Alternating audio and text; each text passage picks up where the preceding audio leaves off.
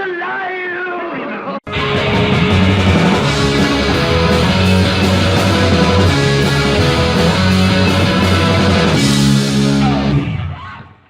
Hello, ladies and gentlemen. My name is Paul Workman. I am the man of constant hatred. Welcome back to Just Born Movies, the show where we take films straight out of the Hollywood womb and we dissect them for you. My guest this week is Manny Classic. What up? Manny, what did we see this week? This week we saw Steven Soderbergh's Unsane. Unsane is about a woman, played by Claire Foy, who moves from Boston to Pennsylvania and is struggling with some anxiety. She decides to go see a psychiatrist and gets locked in an insane asylum where her insanity kind of starts eating away at her. Maybe.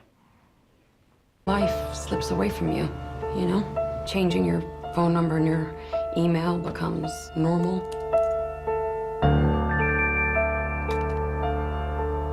Taking out a restraining order, normal. Relocating to another city, normal. But you still see your stalker everywhere? Rationally, I know this is my imagination, but I'm alone in a strange city and I never feel safe. Okay, before we get into this, I want to say that going to see this movie cold is probably the best way you're going to go see this movie. We're going to go ahead and grab into some spoiler territory because it's kind of hard to talk about this film without going into the spoiler territory. So, spoilers for everybody. Honestly, if you haven't seen this movie before you watch this, stop this video right now. Go see this movie because you want to go in as cold as possible. That description was about all you need to know. So please go watch this movie and then come back to us because we'd love to see you again. Yeah, I will say this before we get into it. I do recommend going to go see this movie in case you're wondering if at the end we were going to say yes or no. My recommendation is yes. Just go see this movie and then come back and we'll talk about it when you're done. Yep. See you in an hour and a half, hour 50. Now the dog's walking around. That's right. Now that we have that out of the way, Manny, how did we like this movie?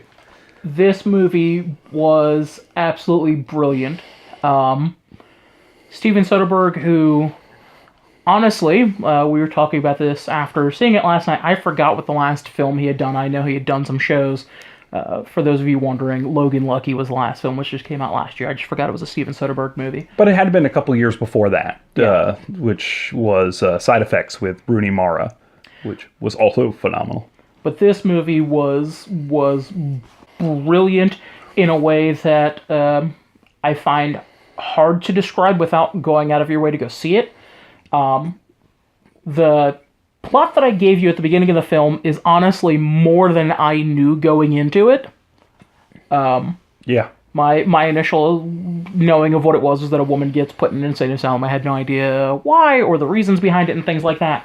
But not knowing is honestly the best way to go into it. It's a joy on every conceivable level. It is beautiful. It is just absolutely well shot.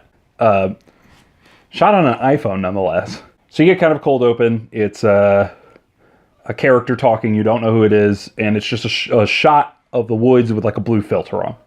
Mm-hmm. And this person's just talking over it.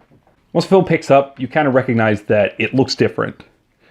You know it looks grainy. It looks a little... not like it was shot on film. You kind of get this digital feel from it. But you can't really place your finger on it. So... that's because it was all shot on an iPhone 7.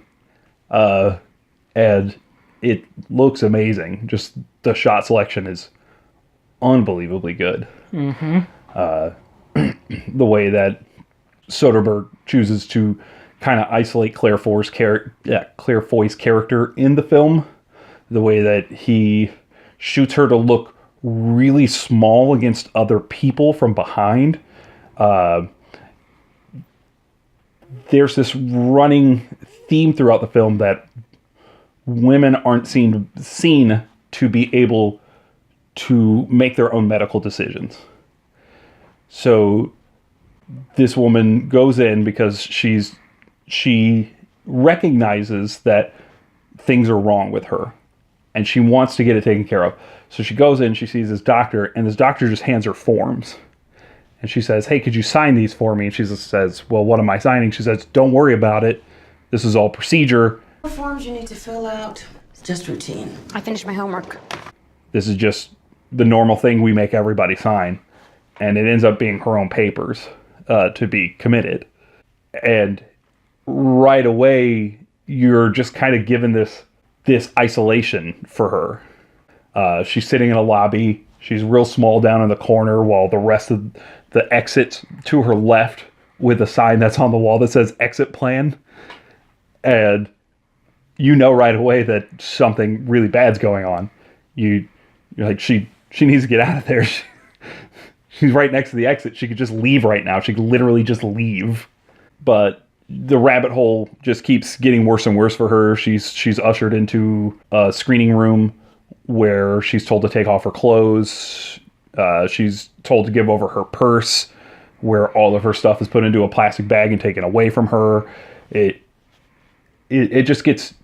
It's absolutely frightening in like the kind of most unsettling ways. So some people have been touting this film as a horror film, and I can understand their reasoning. Realistically, I look at it as more psychological horror as opposed to the blood, gutsy type horror. And I think the most unsettling part of the film itself is not the terror aspects in terms of what's happening to her psychologically through her possibly skewed perception, but the fact that everything in this film realistically could happen to anyone who just doesn't read forms, and it starts leading you down this hill, this slope of just people taking away your decisions further and further and eroding who you are. Soderbergh's use of kind of the tight shots on most of the characters while they're having conversation give you this real sense of claustrophobia, because you as the viewer, just like the character, can't really see anything going on around, even though occasionally you get some sounds in the background, you know there's other people around. You're never privy to what's going on, but you know that everything in here isn't necessarily the way that it seems exactly. So there's a few long shots, and most of those are either darkened hallways or darkened type scenarios, which yet again just add to the weird kind of claustrophobia of being like, well, it's open, but you can't see anything about the openings. And kind of like a fear and hopelessness kind of pervades that. The aspect ratio also helps with the claustrophobia. It's shot in a 156:1 instead of a 16:9 ratio, which is a much smaller aspect ratio. So the frame of the film is tighter. It doesn't feel as open. It doesn't feel as welcoming. And once again, once the film kicks in, you recognize this right away. You just kind of look at it. You're like, why is this screen so small? And this is why. Like it just closes in on you from the moment it starts. It's outside of just Soderbergh's shot selection, framing, and things like that. The cast put in really great performances.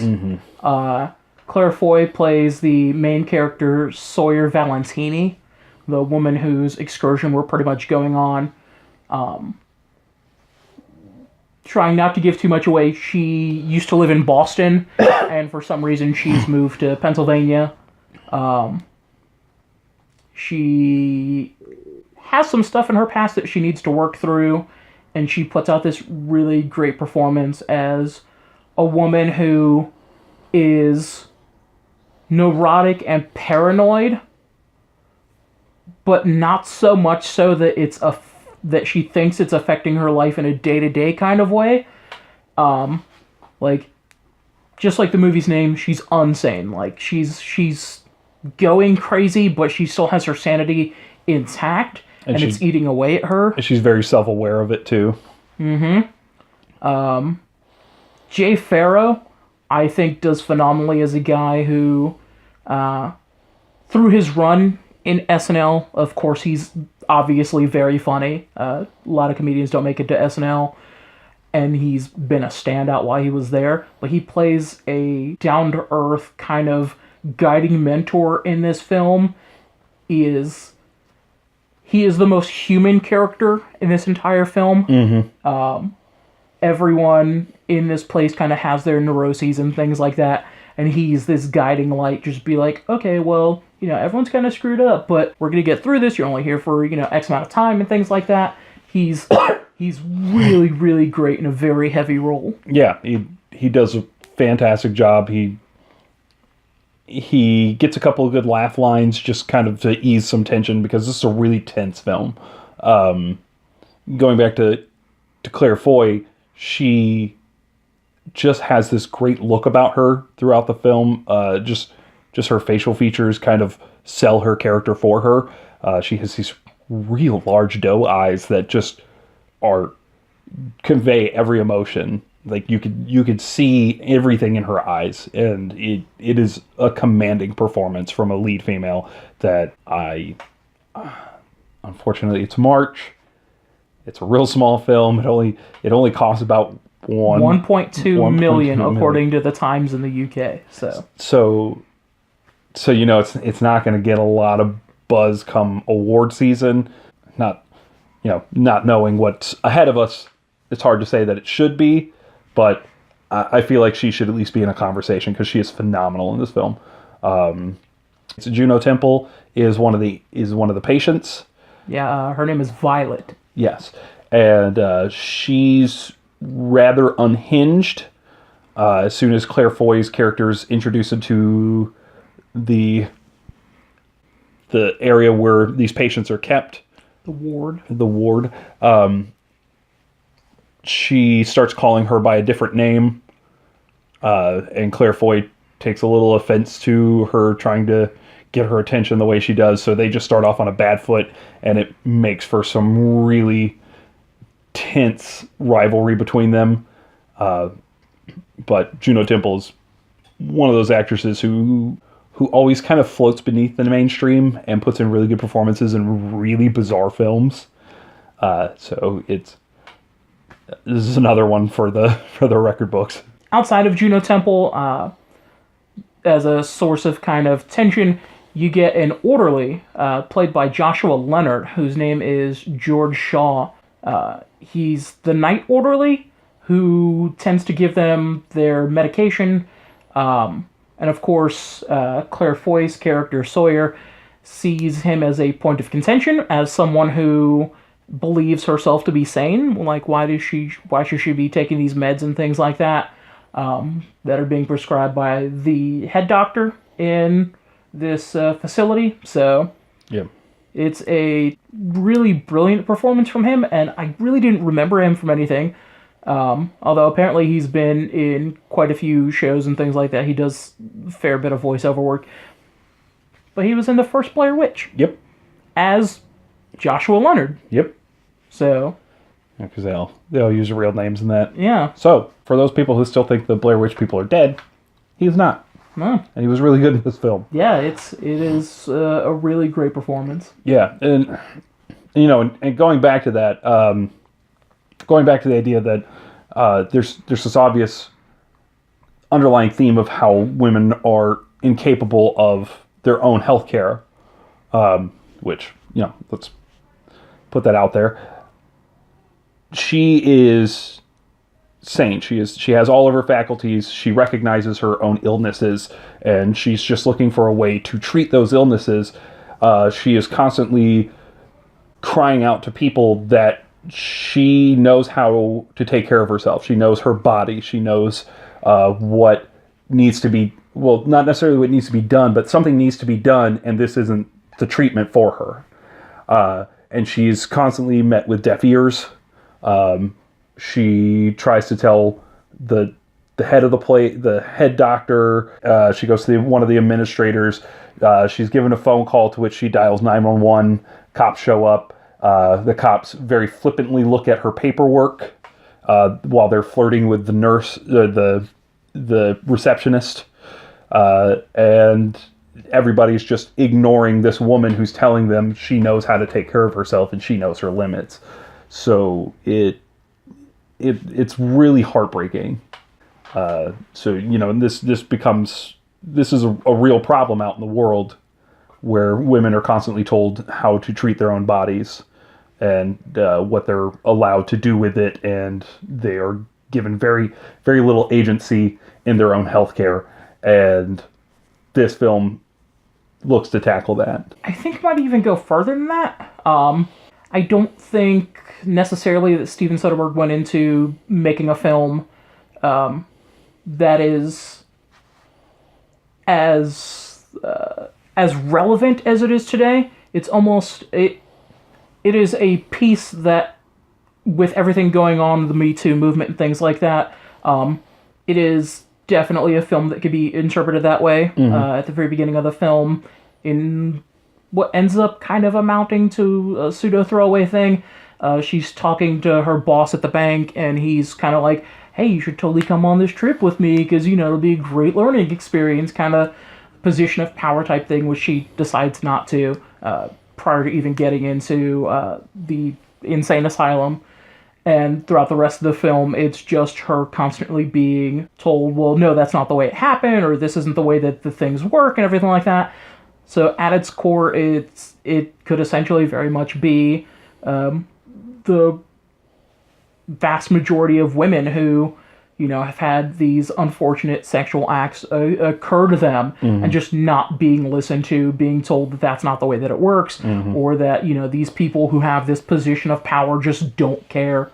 Not to say that Steven Soderbergh directly went out of his way to create a film that is about that, but easily given the climate now compared to when he started filming, it's just a thing that naturally parallels. Well, secret is this film was shot, because this is apparently shot very secretly. Yeah, and apparently very quickly. Very quickly. That wouldn't surprise me if that's exactly what this was about. He's a smart director. He's made very smart films about very complex issues, and this is just another complex issue to add onto the pile of those. I mean, and then couple into all of that the look at mental health care in general in the U.S. today, how it's seen more as a business than it is for treatment for its patients. It's a very relevant film that pervades on many levels. So, hey, keep it up. Yeah. So this film is honestly one of Soderbergh's best works, not just for the subject matter, but for the inventiveness in which he decides to tackle the subject matter, not only through the use of his characters, framing, shots, music, which yet again we didn't really talk about. There's only really one song, and it's horribly dread-inducing. But he tackles it inventively through the use of the iPhone, his shot selection, his aspect ratios, realistic dialogue between these characters. So on our scale, I'm going to say it's a damn great movie. There's only one problem I have with it, which I'll talk about after Paul gives his review. Yes, I think this is a beautiful film. I think it's well acted, beautifully shot. There really isn't much I can say more about it. We covered quite a range. It's relevant.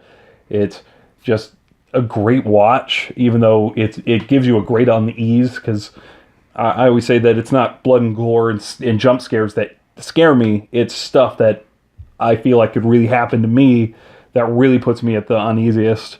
And this film captured that absolutely 100%. But yeah, I'm going to back Manny up on our scale and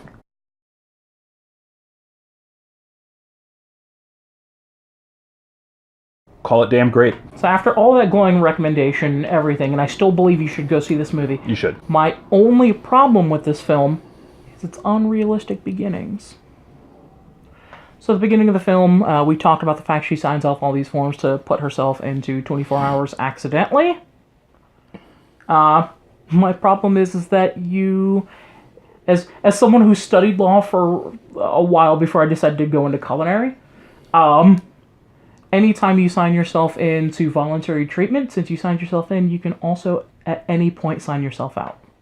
Which, if she just if they allow her to do it at the beginning of the film's just fucking over, and I understand I understand the point behind it. But like I sat there for like 2 or 3 minutes after she was like, I need to get out of here, and I'm just like, she can just leave. She can just leave at any point she wants because she signed herself in. Literally just leave. Yeah. Even the psychologist was like, after they're kind of the nurse and everything's explaining it to her, she's like, yeah, you signed yourself in for 24-hour voluntary treatment. Like, okay, so they explicitly mentioned that it's voluntary, so she can just leave. She can just fucking walk out. That's actually one thing I had thought of because One Flew Over the Cuckoo's Nest. You know, most of the guys in One Flew Over the Cuckoo's Nest are there voluntarily, and they're like, yeah, I could just walk out of here today if I want to, but I like it in here. Yeah, so it's my only major gripe. But I understand the requisite nature of her staying in order to build this thing. But like, just like, hey, you signed yourself in voluntarily, and you can't leave now. That's not how the word voluntary works. But yeah, the movie's phenomenal, and if you're willing to bypass that fact and because movie logic. Yeah. Sometimes you just have to go with movie logic. Yeah, if you're willing to bypass that and maybe some uneven dialogue, some characters are obviously more important than others. It's really a great film. You should definitely go out of your way to see.